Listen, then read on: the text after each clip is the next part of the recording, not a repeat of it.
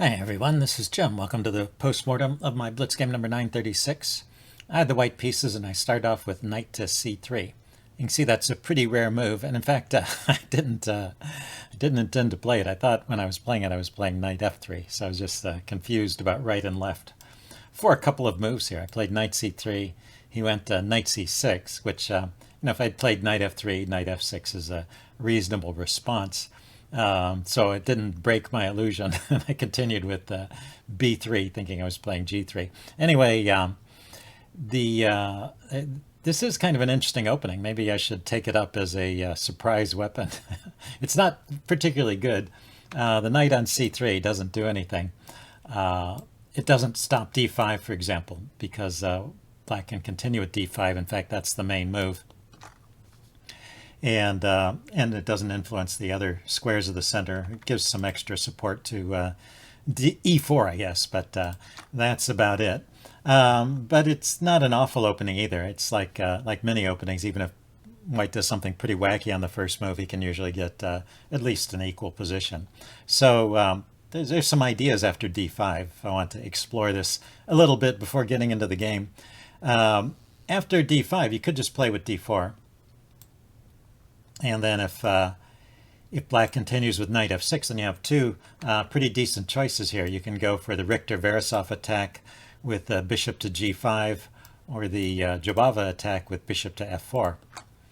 But if you want to keep it out of known lines and into, if you're playing this with the theory that you're trying to confuse your opponent, you could continue with e3 here. And just go for a Queen's Indian setup like I got in the game. So it's like a Queen's Indian defense, but with colors reversed. So that would be, e3, b3, and bishop to b2. And then you push forward with either the d pawn or the f pawn, depending on circumstances. And, both your bishops have pretty decent diagonals in this kind of setup. You just have to figure out how to deploy this knight and what to do with your other center pawn. So that could be a way to play. Anyway, he didn't play d4. He played knight c6, and I continued with b3, as I said. And after b3, we're out of the opening book. So if you want to get out of the opening book on move 2, then there's a way to do it. Play knight c6 and b3. Now, at first, the chess engine thinks black is better, but if you give it a move or two, it always comes back to about equal. It kind of wavers back and forth between around equal. So it's hard to make a big mistake in the opening, I guess. You can give away your opening advantage, but you can't really give it to black so easily. So e5 is a decent move, and then the chess engine thinks that black is pretty much equalized here. So as I mentioned, I went with a Queen's Indian setup here with colors reversed. By this time, I'd figured out I had done something wrong, and I was trying to understand how I could even play this position. Let's see. After e3, he went with f5. Interesting way to play.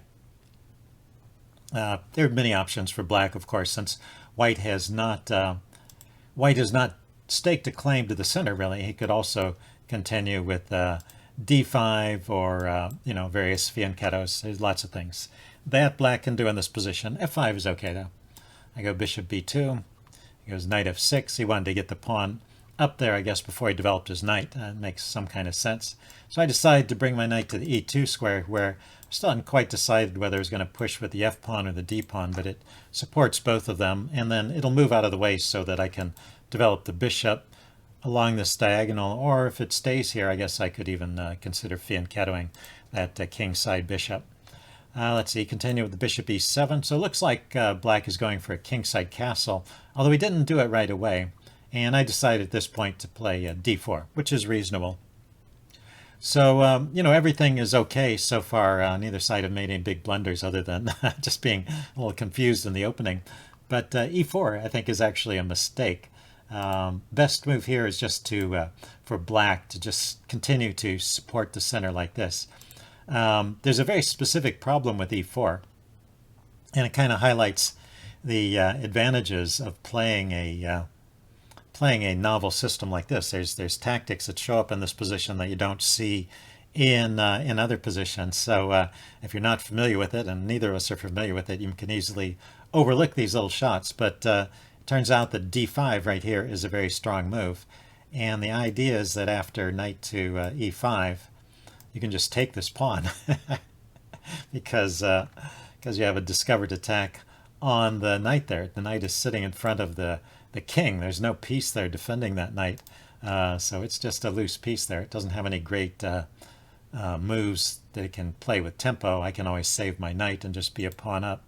So that's just a big advantage to white all of a sudden, and pretty much out of the blue. It's just because of this e4 move that black just played. This is a blunder, and of course I should play d5, but I didn't spot this idea. I was still concerned about finding a home for this knight. Wanted to put it on f4, so I played h4 to stop him from pushing the g-pawn forward and causing me to have to relocate that knight again. So start off with h4, missing my chance to play d5, and black plays d5 right here. So I missed that one shot, and we're back in that range of about even. Let's see, I continue with knight f4. He goes bishop to b4.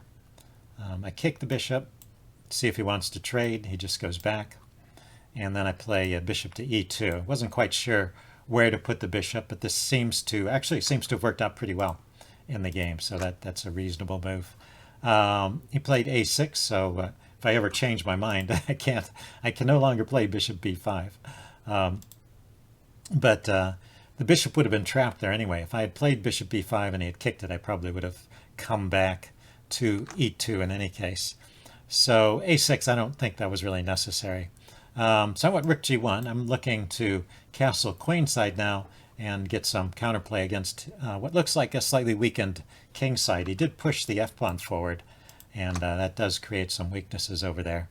And here he played b5, which was not recommended, although it wasn't that horrible. But the chess engine says that black should play with g6 here and keep a slight edge. So thinks black is doing okay here. I mean, it kind of goes back and forth with each move, whether white is ahead or black is ahead, but black is certainly fine in this position.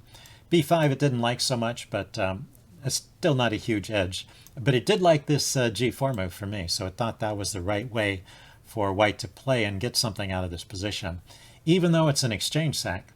And I kind of played this a little bit, not quite realizing I was sacrificing the exchange, but after I realized it, I was willing to go along with it anyway. So he took, and I took with the bishop, he took with the knight, and I took with the rook. And so now he makes a big blunder. Bishop takes h4. It's actually game over. So what could he do here? To keep things about even, he could castle.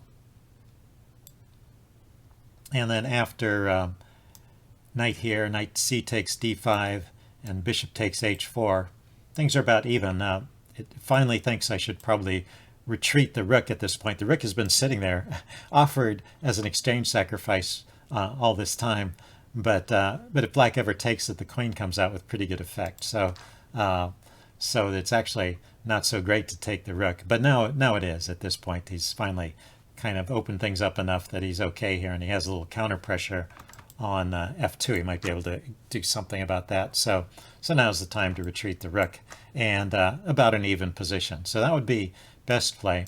You might wonder what happens if he does take the exchange here, grabs the rook. I come out with the queen, so the queen comes out. Now it's defending the h-pawn, and it's looking at the undefended g-pawn, and it's actually a bit dangerous for black to castle. The best reply here is apparently queen d7, offering the queen trade, and then white avoids it with a check. And there's a couple ways that black can play. Black just moves the king here, then I get a pawn here, and well, with the pawn and the active pieces, I have enough compensation for the exchange, and I can still castle queenside here. So this looks like a good position. Or on the other hand, he could block the check with g6, but then I can just take that, and I get the exchange back here, and not necessarily winning for white, but this looks like a pretty comfortable position. I've equalized the material here, and he's going to have to block the check here maybe I can cause some more trouble. But the queen by itself is not enough to get a really great attack going. So black maybe can defend that position too. But anyway, those are a couple of alternatives. But the alternative of taking the rook was not preferred. The only way to really get equality, I thought white was better in those lines. The only way to get equality is castling and not taking the exchange. So kind of interesting. And then the move he played, grabbing the pawn, maybe that's something he had calculated in advance. He could take here, and then that opened up a diagonal so he can just grab the pawn. But that leaves the G pawn hanging, and this is just a deadly move. And there's no way back at this point. Black has just lost. Evaluation from the chess engine has gone up to something like somewhere between +5 and +10. So it's just a killer move. His king is exposed, it can't castle, and it can't easily run away with all these pieces in the way, preventing him from castling queenside. Let's see, he tried queen f6 here. I think I'll just go through these moves kind of quickly because there was no, I didn't make any big mistakes. He didn't make any big mistakes either. He tried to complicate things a little bit. There was just nothing he could do. And part of the point is that he couldn't really defend the D pawn there, so I get to bring another knight into the game. And there's even a hint of opening up that bishop along the long diagonal there for more pain. So anyway, he tried this, activating his queen. Let's see, he took on f2, I took back, then he took on d5, and now my knight is pinned, so I have to take with the queen, and then he gets this check. But unfortunately for him, the checks run out. So after I move my king around a little bit, it took me a while to figure this out, but I realized that my rook is defended back here by the bishop. So whenever my king comes up to the second rank, his queen, for example, can't creep in here and try and checkmate me because I've got the second rank covered. Or the back rank covered. So he's got to lift the queen up, and then I can actually walk away to safety over here. Let's see, he played queen takes e3. I was a little bit worried at this point because it seems like my center is crumbling. But all this time, he's played every move with check, but all this time I've had two threats, which are very serious. There's queen takes rook, leading to checkmate, and there's queen f7, which is a checkmate. And he just can't defend against both of them. As soon as he runs out of checks, it's all over. And after this check, the king goes to b4, a5 check. The fastest way to finish this is to go to c5.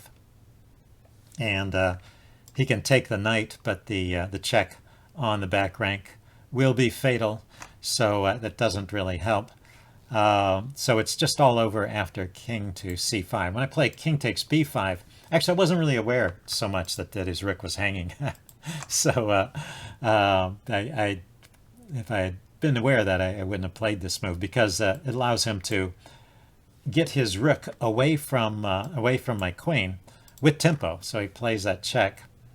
The king runs into c6, and now he is out of checks, so he grabs the knight. And what's the count at this point? Actually, he's kind of equalized in material, and I went for an exchange that would just leave me with a better endgame. I still have an extra pawn and more active pieces, so it's a winning endgame. But there is a winning move here, which is kind of a really clever tactical idea. That's the move rook to f1. And I actually thought of this move during the game, but I didn't see the point. I saw that if the queen takes, the queen is still guarding the f7 square, and I wasn't sure about other mating ideas. But it turns out that after queen takes, there's this check along this diagonal, and king goes to g8, say. Well, if he goes the other way, I'll mate him, so that's forced. Then the queen can run over to g5 check with a check, and that was the point of going to the c5 square instead of the d6 square, so that it's easier for me to transfer across the board like that. Queen g5 check, although I think queen d6 check also was winning. Let's see, king goes back to f8. Now the queen comes in, e7 check, and all that sequence was forced. So it's actually a forced mate after in this position. If I see that idea with rook f1, and then I have a forced mate at this position. Anyway, I didn't see that idea, And after queen takes f4, I just played this check, queen d6 check. And of course, he should take my queen. And after this, queen takes, king takes. Like I said, I have 4 pawns to 3, but my pawns are not as scattered as his pawns, and my pieces are more active. Particularly, he has a particular problem with this king being stuck on the back rank and blocking in this rook. So he tries to activate the rook with rook g8. I bring my rook out with a check. King runs to e8. Then pushing on with d5. This is the way to win the game according to the chess engine, and it just looks like I have a big edge in this endgame. It's +2 or +3, something like that, and it grows as the chess engine looks at it deeper. So it's a winning position for white, but it would take some work. That's the way that black should play it. And instead, after queen d6, he just moved his king, and I took his queen, and he resigned. Anyway, sudden finish, but kind of a fun game after a somewhat amusing start there. Hope you guys enjoyed this, and I will see you later. Bye.